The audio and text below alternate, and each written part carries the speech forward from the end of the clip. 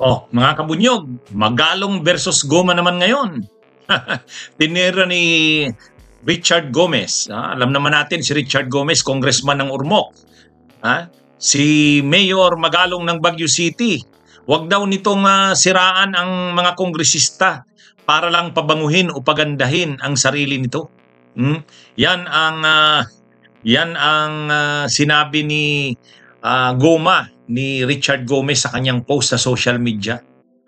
Mahaba pa yung sinabi ni Richard Gomez, pero ang sabi niya, kung may problema ka sa congressman mo, mayor ka ng Baguio, may problema ka sa congressman mo, kaya lang ang idamay mo, wag mo kaming idamay.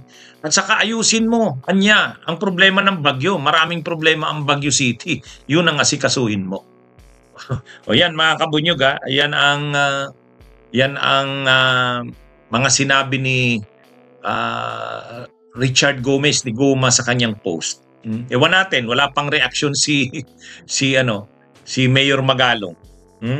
Alam naman natin kasi na si Mayor Magalong, talagang matapang si Mayor Magalong na nag-i-expose ng mga korupsyon, lalo na dyan sa mga flood control, infra projects.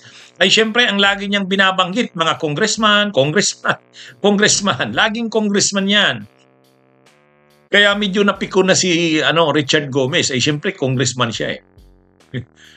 Ang sabi ni Richard Gomez, wag mo naman kaming lahatin. Kung may problema ka sa congressman mo, wag mo kaming idamay. Wag mo kaming idamay sa laban ninyo, sa away ninyo.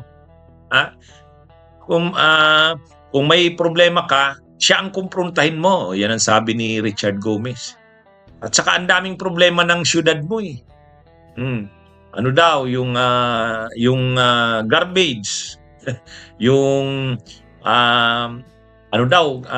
yung urban planning, ang hina ng urban planning ng Baguio City. Kaya yun daw ang mas asikasuhin ni Mayor Magalong. Pero sa totoo lang, mabuti nga at mayroong isang tulad ni Mayor Magalong na tumitindig. Pero totoo din naman, parang ang nakikita lang ni Mayor Magalong talagang may problema, mga kongresista, lahat naman ng politiko na sangkot dyan sa mga korupsyon na yan, sa flood control projects, infra projects. May punto rin si Richard Gomez. Kaya lang, bakit naman napipikon si Richard Gomez? Bakit siya napipikon? Guilty ba siya? Bakit kailangan niya magalit kay Mayor Magalong? Hindi siya kailangan magalit kay Mayor Magalong. Pwede naman siya eh, wag mainit yung ulo. Pwede niya namang sabihan na, suggestion ko kay Mayor Magalong. Hindi niya nga pinangalanan ng pero alam naman natin si Mayor Magalong yung tinutukoy niya. Sa mga balita nga ng media, pinangalanan na si Mayor Magalong. Anyway, si Mayor Magalong, mabuti nga at matapang. Nagbubusis pa. Kaya lang, yun na nga, talagang fixated din talaga si Mayor Magalong sa mga kongresista. Mainit na siguro talaga ang dugo ni Mayor Magalong sa mga kongresista.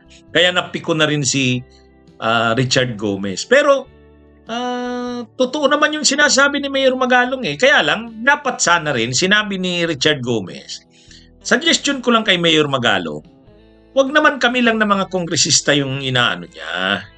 Bakit? Yung bang mga governors, mayors, wala ring sarili nilang korupsyon sa mga projects? May sarili rin namang mga proyekto, infra projects ang mga mayors, governors. Bakit? Sila ba'y malinis din? Suggestion ko lang sa kanya, wag naman kami yung lagi niyan lang. Dito kasi mainit si Richard Gomez sa post niya eh. Mainit. Inanuhan niya pa. Sinabihan niya pa na asikasuhin mo muna yung sarili mong bakuran, yung sarili mong bakod. Medyo bakit siya masyadong mainit? Hindi naman yata siya ang tinatamaan. Hindi naman yata siya guilty. Masyadong grabe yung reaksyon ni Richard Gomez eh. Para bagang siya yung pinapatungkulan. Hindi naman siya. Kaya lang, tama rin yung observation niya. Huwag namang mga kongresista lang ang nakikita ni Mayor Magalong. Yun.